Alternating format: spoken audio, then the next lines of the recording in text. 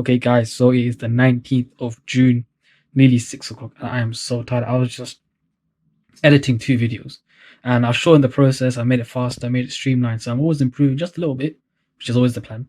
Even just a small improvement, alhamdulillah, take it. Do you know what I mean? So I did that, and I'm uploading those two, but I'm just so tired. I was literally just falling asleep. I was literally just doing this when I was like editing. I was like, oh my gosh, how am I gonna keep myself awake? Somehow, alhamdulillah, kept myself awake.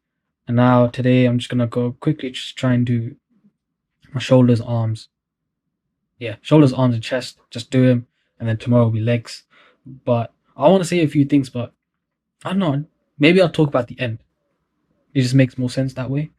But I was just watching. I love YouTube. It's one thing that some people love. Um, Whatever social platform. I still call it Twitter. I don't know about you guys. I call it Twitter. Some people love Twitter. Some people love Instagram. Some people love TikTok. Me, I'll tell you what I like. YouTube. And this may surprise you guys, yeah? But I'm gonna say it right now. I love Pinterest, bro. I don't care what anyone says. People could say it's gay. People could say, oh, that's some pussy shit. Or people could say, oh, that's girly. I can't lie, yeah? Pinterest is I think it's one of the best ones out there. I'll tell you why. There's no BS. There's no nothing. It's just you and your mood boards. You save it. You look at it. And you're like, you know what? As long as I work hard, I'll get it. You know what I mean? Inshallah, I'll get it. One way or another, I'll find a way to be able to get something or something similar. Do you know what I mean? There's no BS. There's no whatever. It's just you and your pictures and you're just chilling. That's why I love Pinterest. I can't lie. But anyway, that's not what I want to talk about. Now I'm just going off a random tangent. What do I even say? But no, I need to obviously go gym and do my thing. But I'll talk about the future towards the end of the video. Because I don't really get comments, so I don't really know. But it's always a pro and con. There's always pros and there's cons to something. I've been watching a couple of videos and I've been going through my YouTube recommendations and just learning a few things. Because even though I watch a lot of YouTube, there's certain things that I watch and certain things I don't watch, And I feel like, alhamdulillah, once again, I always say that because it all comes from Allah. I like to say my intuition is relatively okay. Like, it's good enough where I could just pick things out and I'm like, it's a bit sus, I can't lie. It may take a while, but once I figure out, do you know what I mean? For me, I know what it is, but sometimes just certain things I just look at and I'm just like, nah, that's a bit sus, But anyway, I'll talk about that in a bit, but let's go to the gym. Let me just go to the gym. I'm gonna stop wasting your time. I'll see you guys over there. I'm the biggest fighter in all history. I'm the greatest fighter in all history. And I don't have to convince nobody now that I am great. They all know it. I'll fight any man in the world. I'll beat any man in the world. As you know, I'm a confident man. I don't believe or can see anyone beat me. Nothing worries me. This is nothing but a small thing that will soon be out of the way. I put everything on the line because I'm a true fighting champion. I got to, when I'm in the ring, I'm handling it. And I don't worry about nobody being that good to really hurt me, see. If you don't believe it, come down here and try it. I'm unranked. It will be no match.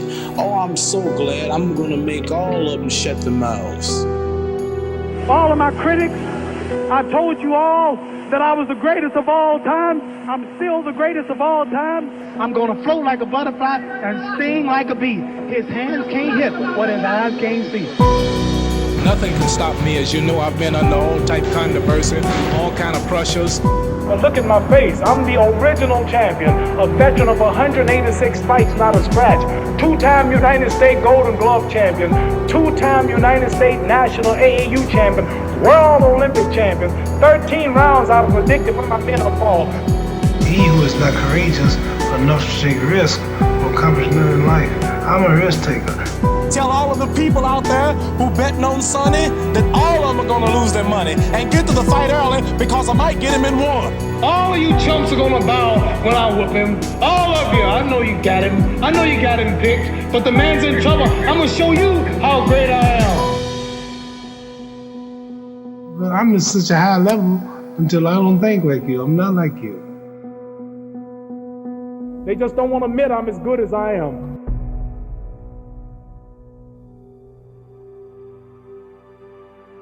What would you like people to think about you when you've gone?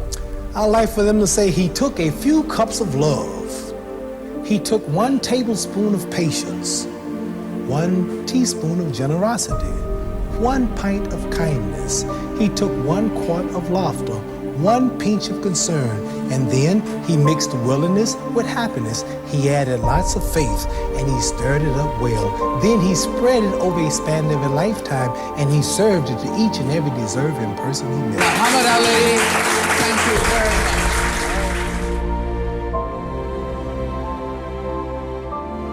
much. Some people can see farther than others. Some people are impressed with the limitations. We all live in our own world of limitations. Some people can see farther than others. So therefore, when people judge what I'm doing with their logic, it can't be done. Their reasoning says it shouldn't be done. Their knowledge of history says it can't be done. So their reasoning, their knowledge, and their logic clashes with my superior belief. Therefore, the result is they don't believe. Here's how the fights will sound on the radio for those who can't afford to buy the expensive theater seats. And the fight goes like this. Ding, Ali comes out to meet Frazier, but Frazier starts to retreat. If Frazier goes back an inch farther, he'll wind up in the ringside seat. Ali swings to the left, Ali swings to the right. Look at the kid carry the fight. Frazier keeps backing, but there's not enough room. It's a matter of time. There Ali lowers the boom. Now Ali lands to the right. What a beautiful swing, and the punch lifts Frazier clean out of the ring. I've had 2-minute fights. I fought all contenders. I fought every 2 months. I gave everybody a break in the title. I didn't duck nobody. But really, I don't know who I'm going to fight next, and I really don't see nothing around good enough to give me a warm-up. And I want to fight George Foreman, knock him out, and truly retire well invested. And you tell everybody that I'm still the champion of the world, and I'm going to take him, I'm going to clean up the ring with him. I'm going to just sweep him all around the ring. I am the champion, I'm still the greatest, and I cannot lose. I'm going to prove to the whole world that I'm still the best. I'll always be the best. I cannot lose. It's impossible for me to lose. Are we going to get the title back? Yeah! Are we the king of the ring? Yeah! Are we going to take? Yeah! We cannot lose with the stuff we use. Rubber, young man, rubber. Float like a butterfly and sting like a bee. Everybody has a purpose in life. Mine was just to be the world heavyweight champion. I want to be declared by all as the greatest of all time. That's right. But I'm going to make you eat everything you say against me, all of my critics. I am the greatest. I cannot lose. I'm pretty. I want to prove to the world that I'm still the fastest, the prettiest, the most classist, the most scientific, the greatest fighter of all time. For this fight, I've wrestled with alligators, I've tussled with a whale, I done handcuffed lightning and put thunder in jail. You know I'm bad. I've murdered a rock, I injured a stone, and I hospitalized a brick. I'm so bad I make medicine sick. I'm so fast, man, I can run through a hurricane and don't get wet. When George Foreman meets me, he'll pay his debt. I can drown a drink of water and kill a dead tree. Wait till you see Muhammad Ali. So I don't believe that I'm going to be knocked out and punched around. Experience is why I know I'll win. And it's the fist that controls the brains. And my brains are so wise. My brains beat Joe Frazier. I outthink Ken Norton. I plan my fight round by round. See, I outthink a man. See, the Matador beats the bull. The bull is the strongest. Bull hits the hardest, but the Matador is the smartest. Man conquered all the beasts in the jungles, got them in cages, but the beast can whoop the man. I told you, I'm the champion of the world. All of you bow. Not a fighter, I can't fight, I'm nothing. I've only had 250 fights, never lost none. World Olympic gold medal winner, 2-time United States AAU champion, international Pan American game champion, national AAU champion 59 and 60. Have predicted what round my opponents will fall in 16 fights. Don't have a mark on me, but I can't fight. Okay guys, so the time is about 10:47, so it's just past a short time, so I'm gonna pray after I finish this. But I came back before, but basically what happened was I was talking to this guy. He's like in the gym, he's just a social butterfly. He talks to anyone and everyone. He just gets along with everybody. And we were talking to him, me and my mate, and just telling about how, right now you haven't even hit the peak of your powers. And he was just telling me about how his experience when he hit his ages of 28 to 35, and he's just saying how he was just strong, he was able to do everything, and he's just like, if you think you're strong right now, just give it a couple of years and you're gonna get even stronger. I was like, whoa. So that I'm looking forward to, inshallah. I get to see that. And then I did so many handstand push-ups today. People just come up to me like, can you just show me a handstand push-up? So I showed them, and then another person's like, hey, can you show me a muscle? So I showed them a muscle, all these things. And then what happened was, actually before I go on that, I didn't do biceps, and I did triceps, but I didn't do tricep extensions. One, because it was just getting too late, it's getting too long. But biceps, I felt like my tendons were feeling a bit funny, so I was like, you know what, let me not do anything. So I just stopped. I didn't do it. I'll just do it tomorrow. But anyway, back to the original story. So I was doing a handstand push-up, I was showing muscle ups and whatnot, and then my phone must have fell out of my pocket. And I saw the message my sister sent me. They're like, can you buy some food? I was like saying them, I saw it. I don't know how, but it's just somehow like it just dropped out of my hand, or I must have put it somewhere and misplaced it. Anyway, this woman picks it up, and then there's no one at the office, so obviously she took it home. And I'm like, I've got everything. I always do this double check because today is one of the worst days in terms of me just being forgetful. I didn't forget one thing, I forgot two things: my phone and my dip belt.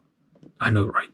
Crazy me, stupid me. But anyway, so no one was in the office, so she obviously took it home. And then obviously I was just about to leave and I was looking for it. I'm panicking. I'm going up and down. I'm going in the gym like 4 or 5 times trying to find it. Somehow I managed to sneak in because the door was open. I was like, no, let me just go in one more time. Let me find it. And then I hit up my buddy. And I was talking to him and I was telling him about my problem. He's like, you can use my phone to call your phone if you want. Call the phone and the woman picks up. So I'm like, hello. She's like, hello. And then as soon as I was about to say something, she hangs up. I was like, duh. And then I called up. She wasn't picking up the phone. I was like, all right, cool. At least my phone is still okay. So I was like, you know what? Let me go home. I went home, tried to log into my iCloud, but I forgot my bloody password. And so I was like, okay, then I need to do this. It's just long-winded. So I was like, you know what? I have to go to my sister's and then accept the embarrassment. And then they're like, okay, whatever. And then I told my sister, go on find my iPhone, because we have like a family thing.